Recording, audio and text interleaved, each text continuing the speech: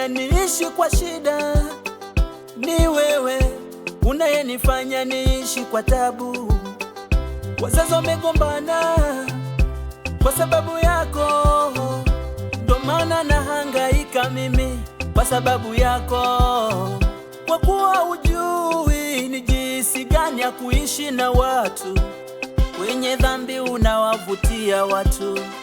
Adui yangu naona unatania, unaingia hadi makanisani na kuamuru utoke kwa jina la Yesu, na kuamuru utoke uende mbali kabisa, na kuamuru utoke. Jina la Yesu linakukemea adui, na kuamuru utoke. Sitaki kukusikia.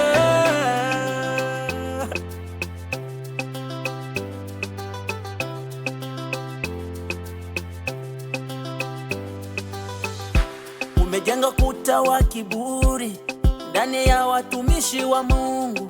Umeleta chuki nyingi, hawaelewani wao kwa wao. Unaishi kwa dhambi, unaishi silini, eti wafanya mambo kwa siri. Ulijua sitakujua, nimepewa mamlaka.